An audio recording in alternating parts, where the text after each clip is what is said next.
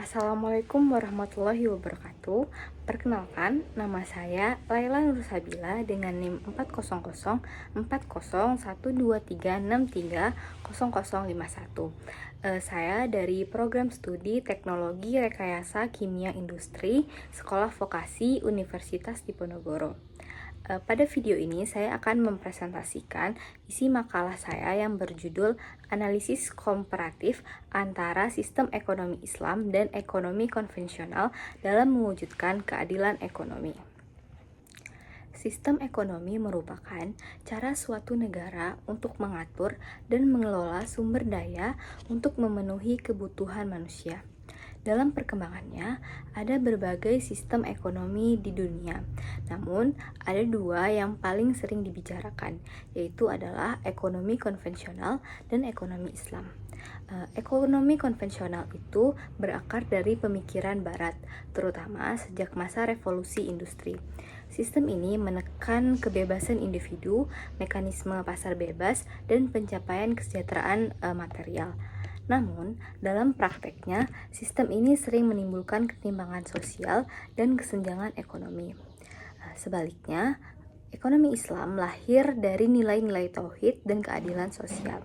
Tujuannya bukan hanya untuk keuntungan duniawi, tetapi juga keberkahan dan keseimbangan antara kepentingan individu dan masyarakat. Hal ini sesuai dengan firman Allah Subhanahu wa taala dalam Quran surah Al-Baqarah ayat 275 yang artinya Allah telah menghalalkan jual beli dan mengharamkan riba. Ekonomi Islam berlandaskan pada keyakinan bahwa Allah Subhanahu wa taala adalah pemilik mutlak seluruh sumber daya dan manusia hanyalah pengelola atau khalifah di bumi. Setiap kegiatan ekonomi dipandang sebagai ibadah sehingga harus berlandaskan pada keadilan, keseimbangan, dan tanggung jawab sosial. Ada beberapa prinsip penting dalam ekonomi Islam, yaitu yang pertama, keadilan dan distribusi kekayaan yang merata. Yang kedua, larangan riba untuk mencegah eksploitasi dan ketidakpastian.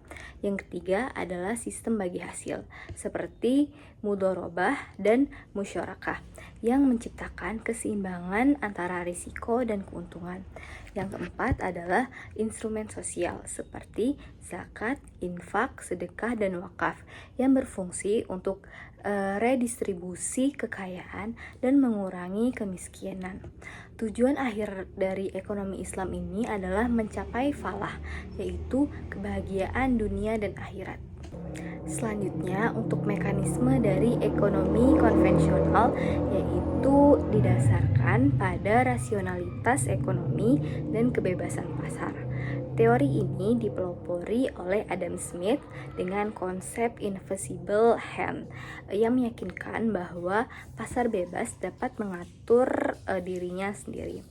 Namun, dalam prakteknya, sistem ini sering mengalami kegagalan pasar, seperti monopoli, eksploitasi buruh, dan ketimpangan pendapatan. Selain itu, penggunaan bunga dalam sistem keuangan membuat keuntungannya hanya berpihak pada pemilik modal, sehingga menimbulkan ketidakadilan sosial. Nah, krisis keuangan global pada tahun 2008 menjadi salah satu bukti bahwa kelemahan pada sistem ekonomi konvensional ini.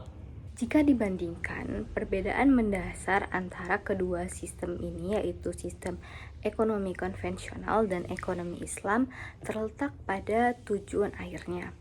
Jika ekonomi konvensional itu menekankan pertumbuhan dan kesejahteraan material, sedangkan ekonomi Islam itu menekankan keadilan sosial dan keseimbangan spiritual.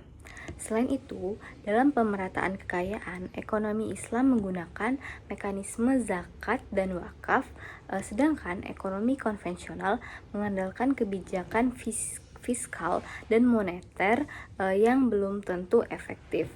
Lalu, dari segi stabilitas, lembaga keuangan syariah yang menggunakan prinsip bagi hasil terbukti lebih tangguh menghadapi kritis karena tidak terlibat dalam praktik spekulatif seperti sistem konvensional. Namun demikian, sistem ekonomi Islam juga menghadapi tantangan seperti kurangnya literasi keuangan syariah, regulasi yang belum seragam, dan komitmen moral pelaku ekonomi yang masih perlu ditingkatkan. Dari pembahasan tadi dapat disimpulkan bahwa ekonomi Islam dan ekonomi konvensional berbeda secara fundamental.